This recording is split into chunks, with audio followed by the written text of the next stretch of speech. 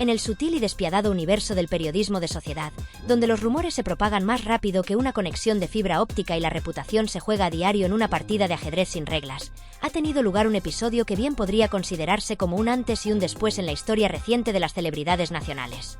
Isabel Preisler, ese símbolo incontestable de la elegancia cuidadosamente orquestada, la musa perpetua de las portadas brillantes y el silencio elocuente, ha vivido uno de los capítulos más incómodos de su vida pública, no por obra de un reportero impertinente ni por un ex con cuentas pendientes, sino por el inesperado y letal ataque verbal de dos voces de gran peso en el análisis mediático, Pilar Alegre y Federico Jiménez Los Santos.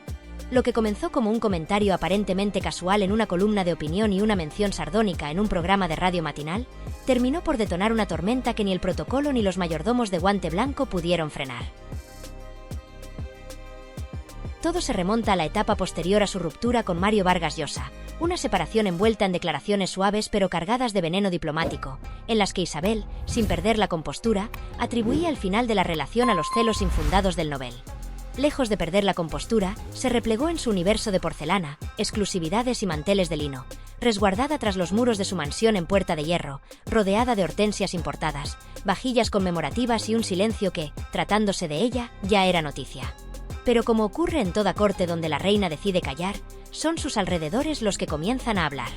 Durante meses, lo único que se supo de Preisler fueron posados calculados al milímetro, imágenes donde nada era casual, donde cada hebilla, cada pliegue del vestido y cada gesto estaban alineados con una idea de perfección que ha cultivado durante décadas.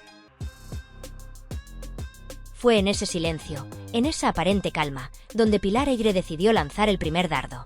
Cronista veterana, de mirada quirúrgica y verbo insinuante, utilizó su columna como campo de batalla y con un estilo tan sutil como implacable, deslizó una afirmación que resonó como una explosión contenida. Isabel no era, quizás, esa reina indiscutida que durante años nos habían vendido. La frase, casi susurrada en tinta, sacudió los cimientos de la narrativa establecida en torno a Preisler. No gritó, pero dejó caer insinuaciones envenenadas, historias antiguas que parecían enterradas y que Alegre rescató con la precisión de una arqueóloga que sabe exactamente qué piedra remover. Su matrimonio inicial, sus vínculos con la nobleza, su obsesión por la apariencia incluso en detrimento de la cercanía emocional. Todo emergió de nuevo con un aire de revisión histórica, como si por fin alguien se atreviera a cuestionar la iconografía impecable del personaje. Apenas comenzaban a asentarse las consecuencias de este primer embate cuando, desde las ondas de Es Radio, Federico Jiménez Los Santos decidió tomar la posta y reforzar el golpe. Con su estilo punzante, su ironía descarnada y su capacidad para incendiar cualquier tema con una sola frase, Federico se refirió a Isabel con un tono entre burlón y cínico, apuntando al corazón de su mito. Una señora que lleva 50 años viviendo de ser señora. Esa sola sentencia, colgada en el aire con la ligereza de quien suelta una verdad que siempre estuvo ahí pero nadie se atrevió a nombrar, fue suficiente para que el auditorio quedara dividido entre carcajadas cómplices y estupefacción.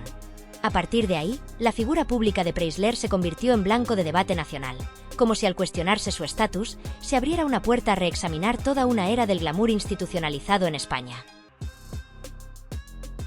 Lo más curioso del asunto es que Isabel no respondió con palabras. No concedió entrevistas, no escribió cartas, no apareció en televisión para aclarar lo que otros decían de ella. Hizo lo único que sabe hacer mejor que nadie: posar. Apareció en la portada de su revista de cabecera, enfundada en un impecable conjunto blanco, con la sonrisa intacta, como si lo ocurrido no la hubiera rozado siquiera. Pero los ojos entrenados detectaron signos más sutiles: una ceja menos elevada, una sombra de duda en la comisura de los labios, una mirada no hacia la cámara, sino hacia un punto indeterminado del horizonte. Esa foto fue su declaración, su manifiesto. No diré nada, pero lo he oído todo. Y si callo, es porque sé que el silencio también es un arma. El efecto de ese gesto no se hizo esperar. Las redes sociales ardieron en comentarios divididos. Algunos celebraban la caída de lo que consideraban un producto de marketing más que una figura real, otros salían en defensa de su estilo, su trayectoria y su discreción inquebrantable. El meme que la mostraba saliendo de un castillo bajo la leyenda Game Over en Comic Sans se volvió viral. Mientras tanto, Pilar Alegre recogía los frutos de su osadía. Entrevistas, invitaciones a tertulias, elogios por atreverse a decir lo que otros callaban. Federico, por su parte, no soltó el tema. Cada vez que volvía a mencionarla, lo hacía con ese tono de quien observa un fenómeno agotado, una fórmula que ya no funciona, un nombre que alguna vez significó algo pero ahora es apenas una carcasa elegante. En medio del huracán mediático que amenazaba con desmoronar la imagen de una de las mujeres más mitificadas del panorama español, con artículos llenos de sarcasmo, tertulias encendidas, miradas críticas que analizaban cada gesto, cada silencio, cada fotografía de archivo, emergía, como flotando por encima del lodo, la figura de Tamara Falcó. Lejos de reaccionar con furia, lejos de pronunciarse en defensa de su madre como muchos esperaban o exigían, Tamara parecía seguir otro compás, como si no compartiera la misma realidad que los medios de comunicación, como si las críticas no la alcanzaran, como si habitara en una esfera ajena, protegida por un velo de espiritualidad cuidadosamente cultivado. Su cuenta de Instagram, esa vitrina digital donde Tamara construye día a día una versión celestial de sí misma, no ofrecía ni una mínima desviación de su rutina. Seguía publicando citas piadosas decoradas con fuentes elegantes, fragmentos de evangelios, frases con referencias cristianas que, al menos a simple vista, no tenían relación directa con el escándalo que envolvía a su familia. Publicaba imágenes de platos gourmet preparados con la devoción de una monja del siglo XXI, estilismos inmaculados que parecían más sacados de un desfile sacro que de una pasarela de moda, y continuaba transmitiendo esa mezcla tan peculiar entre mística y marquesado, entre recogimiento espiritual y privilegio de sangre. Mientras los medios ardían con teorías, análisis, filtraciones y comentarios a media voz sobre la verdadera naturaleza de Isabel Preisler. Mientras periodistas veteranos como Pilar Eyre escarbaban en el pasado y ponían en duda la autenticidad del mito. Y mientras comunicadores como Federico Jiménez Los Santos hacían de la crítica mordaz un ejercicio diario contra lo que consideraban impostura y teatralidad, Tamara no cambió ni el tono ni el contenido de su presencia pública. Su estrategia, si es que cabe llamarla así, fue el silencio, ese silencio decorado con incienso digital, con imágenes de calma, de armonía, de paz interior. Y cuando, finalmente, fue abordada para hablar de su madre, su respuesta fue casi litúrgica. Mi madre es un ejemplo de elegancia y discreción. La verdad siempre sale a la luz. Esa frase, pronunciada con una sonrisa serena y una mirada limpia, fue recibida como un mantra por sus seguidores y como una maniobra de ambigüedad perfecta por sus detractores. Porque lo cierto es que no aclaraba nada, no defendía ni atacaba, no entraba en el fango. Pero, al mismo tiempo, lo decía todo. Era una respuesta construida con la misma precisión con la que su madre selecciona sus apariciones, sus exclusivas, sus palabras y sus silencios. Una respuesta que, sin afirmar ni negar, colocaba a Tamara y a Isabel en la misma línea narrativa, la de las mujeres que no necesitan explicarse para tener razón. Y, paradójicamente, en ese momento de máxima exposición, cuando muchos pensaban que la figura de Isabel Preisler podría, por fin, empezar a agrietarse de verdad, ocurrió algo que pocos esperaban. Cuanto más se la criticaba, más parecía fortalecerse su imagen. Era como si cada ataque, lejos de desgastarla, le otorgara una capa nueva de resistencia. Como si cada embestida mediática, en lugar de quebrar su figura pública, actuara como un cincel que pulía aún más el mármol del mito. Porque Isabel, a estas alturas, no es ya una figura de carne y hueso, es una alegoría. Es la representación de una cierta España que aspiró siempre a parecerse más a la realeza que a sí misma. Una mujer que ha sobrevivido a dictaduras, a transiciones, a democracias incipientes, a escándalos familiares, a rupturas matrimoniales televisadas, a amistades que se transformaron en traiciones y a décadas enteras de atención ininterrumpida, sin que su imagen se resquebrajara. Ha sido esposa de un cantante idolatrado, viuda elegante, madre de hijos mediáticos, novia de un Nobel de literatura y ahora, blanco de críticas que no alcanzan a tocar el núcleo de su construcción pública. Porque Isabel Preisler, desde el principio, no ha sido espontánea, ni improvisada, ni accesible. Ha sido exactitud, cálculo, distinción. Y precisamente por eso, por no haber jugado nunca a la naturalidad, es que no se la puede acusar de haber traicionado nada. Ella ha sido siempre lo que ha prometido ser. Perfección inalcanzable. Incluso quienes hoy la cuestionan, quienes intentan desmontar su figura con argumentos afilados o con datos del pasado, acaban, sin quererlo, confirmando su grandeza. Porque nadie invierte tanto esfuerzo en derribar un personaje irrelevante. Nadie dedica columnas, programas de radio y análisis de comportamiento a alguien que no tiene peso simbólico. Lo que Eyre y Los Santos han logrado, con toda su artillería crítica, no es tanto destruirla como evidenciar la magnitud de aquello que critican. Porque cuando uno lanza piedras a una figura pública, espera verla tambalear. Pero en este caso, lo que se ve es otra cosa. Una mujer que permanece, que resiste sin responder, que calla sin huir, que asiste a su propio juicio público sin perder la compostura, como si todo formara parte de una obra largamente ensayada. Porque Isabel ha entendido algo que pocos comprenden, que el verdadero poder no está en hablar, sino en mantenerse. No está en reaccionar, sino en seguir habitando el lugar que uno ha construido en la mente colectiva de un país. Y ese lugar, en su caso, es uno que no depende de modas, de ideologías, ni siquiera de hechos objetivos.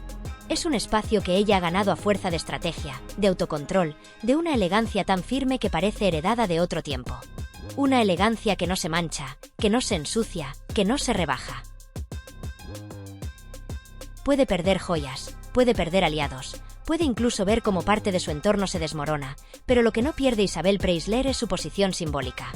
En un país en el que los referentes culturales cambian con la velocidad de un tuit, en el que lo nuevo sustituye a lo viejo sin piedad, ella sigue ahí. Inamovible. Serena. Sin necesidad de actualizar su discurso ni de redefinir su imagen. Porque su imagen fue pensada para durar. Y dura.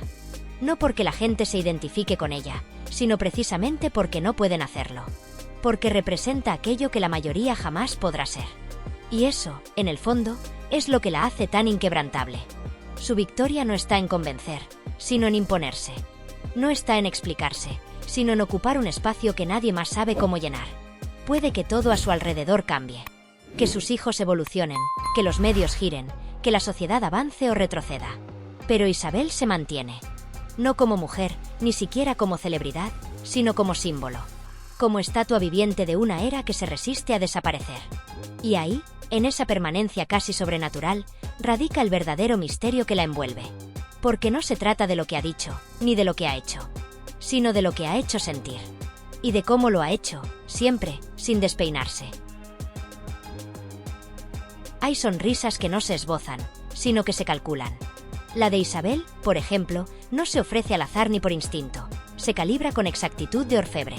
Su gesto, demasiado amplio para ser espontáneo, parece tensado como si estuviera estirado por hilos invisibles. No es una expresión de alegría auténtica, sino una herramienta más de su arsenal emocional. Una sonrisa estratégica, casi táctica. No se trata de simpatía, sino de blindaje.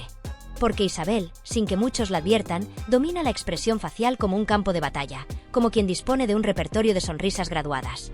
Está la sonrisa de reina en entrega de premios, la que evita responder sin parecer evasiva, la que finge interés donde hay indiferencia, y la más peligrosa de todas, la sonrisa que aniquila sin levantar la voz. Esa última es la que probablemente eligió para contestar sin decir una palabra, para firmar una portada sin emitir sonido alguno. Una forma de decir aquí mando yo sin necesidad de mover un solo músculo más de lo necesario. Detrás de ese rostro inalterable se mueve todo un engranaje, uno que no se ve, pero que existe y funciona con precisión suiza. Porque Isabel nunca actúa sola. No se enfrenta al vendaval de la opinión pública con las manos vacías. Ella no necesita una tropa de uniforme ni pisadas marciales. Su fuerza no está en la confrontación directa, sino en una maquinaria silenciosa, un círculo de influencia compuesto por móviles de última gama, libretas con contactos bordados en cuero y un archivo vivo de lealtades tejidas a fuego lento.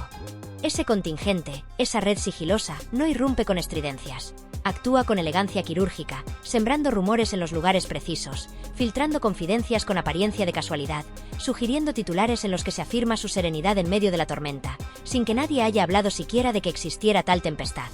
Es alquimia mediática de alta gama, un encantamiento del siglo XXI que convierte el silencio en protagonismo y la omisión en relato. Y es que su estrategia se fundamenta en la inacción controlada. Mientras los comentaristas se deshacen en conjeturas, mientras los programas de sobremesa se desangran en tertulias, Isabel no reacciona. No porque no le importe, sino porque su respuesta es otra. No hay directos en redes sociales, ni declaraciones por carta, ni lágrimas ensayadas ante cámaras. Su enojo, cuando llega, lo hace en forma de decisiones medidas al milímetro. Una ausencia significativa en una gala, un saludo que no se ofrece, un nombre que se omite de una lista. Su defensa es la omisión. Cada gesto sutil, cada mirada evitada, cada copa no alzada, es una maniobra tan precisa como un bisturí. Es la diplomacia emocional llevada a su máxima expresión.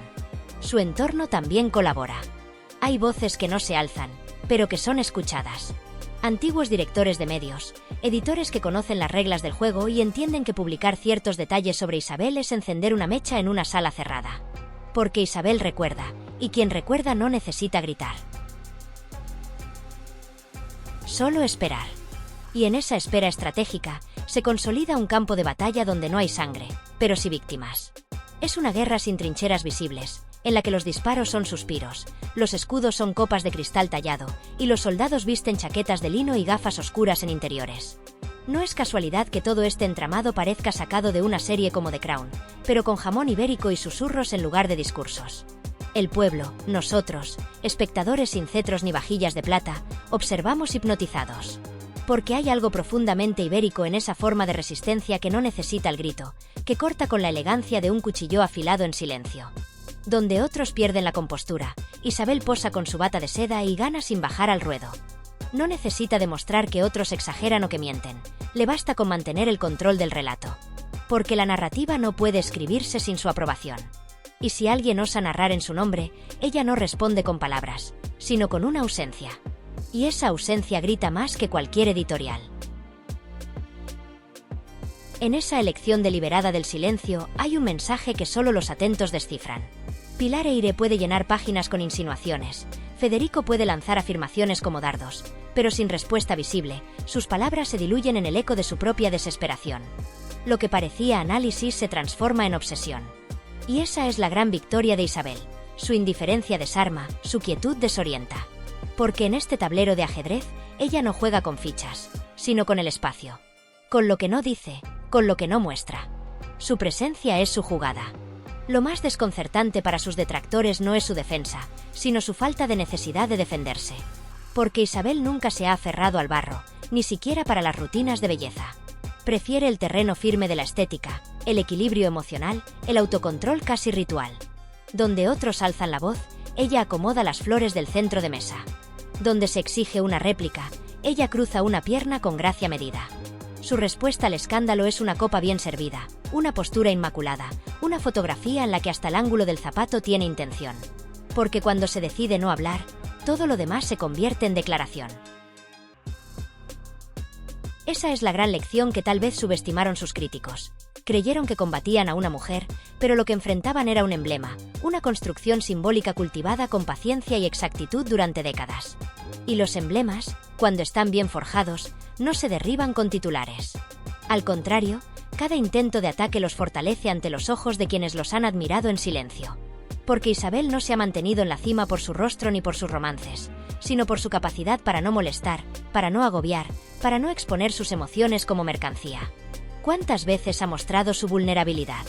¿Cuántas veces ha gritado su verdad? Ninguna. Y eso, en un mundo saturado de confesiones públicas y emocionalidad desbordada, la convierte en una excepción que desconcierta. Una anomalía fascinante. Un enigma perfectamente envuelto en terciopelo. Es esa mezcla de lejanía y estilo lo que provoca respeto, fastidio y admiración al mismo tiempo. Y ahí radica su poder, en la inutilidad del escándalo contra ella. Porque mientras unos se desgañitan, ella cena en calma, rodeada de silencio. Pero no de un silencio vacío, sino de uno estructurado, decorado, cuidadosamente sostenido. Ese mismo silencio, ese que muchos creen vacío o indiferente, no es un mero gesto pasivo. Es también una línea roja. Una línea que no se cruza. Puedes acercarte a ella, examinarla desde todos los ángulos, diseccionarla en teoría, incluso construir discursos en torno a su existencia. Pero no la toques. Porque en el momento en que lo haces, ya estás dentro del juego. Un juego que no tiene reglas visibles, ni turnos, ni advertencias. Un juego que no se rige por la confrontación directa, sino por el desconcierto que produce la ausencia de respuesta. Y en ese juego, Isabel siempre gana. Gana no por imponerse, sino por mantenerse. No por reaccionar, sino por resistirse a hacerlo. Y eso, precisamente eso, desarma. Porque el ataque necesita algo contra lo que chocar, necesita fricción, oposición, ruido. Y si no lo encuentra, se vuelve inofensivo. Queda flotando, sin blanco, como un golpe lanzado al aire, como un grito que nadie devuelve. Isabel no necesita devolver nada, simplemente se queda. Quieta. Intocable. Inmutable. Se vuelve un reflejo que no se puede golpear, una presencia que no se puede vulnerar. Ahí radica su poder. En esa decisión de no hacer, que es, en realidad, una forma sofisticada de hacer. De intervenir sin mancharse. De influir sin exponerse. Cuando una figura pública logra que absolutamente todo lo que hace, y lo que deliberadamente omite, sea interpretado como un mensaje cifrado, como una declaración silenciosa, ha cruzado un umbral que muy pocos alcanzan. Ha dejado de ser una persona para convertirse en una figura. Y de figura, en símbolo. Y los símbolos no se debaten. No se vencen con artículos, con titulares, con memes, ni con sátira. Los símbolos se observan desde la distancia. Se temen, se comentan, se imitan incluso. Pero no se destruyen. No del todo. Porque están hechos de algo que va más allá de lo tangible. Están hechos de tiempo, de historia, de relato, de rumor. Y sobre todo, están hechos de silencio. Ese silencio, en el caso de Isabel, no es ni inocente ni improvisado. Tiene textura. Tiene memoria. Está templado como un metal antiguo, forjado en años de cenas sin cámaras, de gestos cronometrados, de apariciones que no necesitan palabras para marcar una posición. Cada vez que calla, algo se acomoda a su alrededor. No porque ceda terreno, sino porque transforma el entorno con la sola fuerza de su inacción. Su autoridad no reside en el cargo, ni en los protocolos, ni siquiera en la sangre. Reside en la manera en que ocupa el espacio sin invadirlo, en cómo respira sin necesidad de alzar la voz, en cómo sobrevive al escándalo sin ni siquiera rozarlo. No estamos ante una figura pública al uso. Isabel no pertenece a la categoría de las que se explican, se justifican o se defienden. Ella no disputa el relato, lo reescribe desde el silencio. Es directora de su propia ceremonia, estratega de su propia leyenda, arquitecta de una presencia que se mantiene incluso cuando no está. Todo en ella parece calculado al milímetro, afinado como un instrumento que, aun en reposo, produce resonancia. Si vibra, no desafina. Si se mueve, es porque el movimiento ya estaba previsto. Y si responde, lo hace sin emitir sonido, con un gesto apenas perceptible, con un movimiento de cabeza, con la negativa a participar. Y ahí, justamente ahí, es donde reside su fuerza más insondable. No en el gesto, sino en la posibilidad del gesto. No en lo que dice, sino en lo que nunca dirá. Porque cuando alguien consigue que su silencio se vuelva una herramienta de poder más efectiva que cualquier discurso, es que ha dejado de jugar el juego de los demás. Y ha inventado el suyo.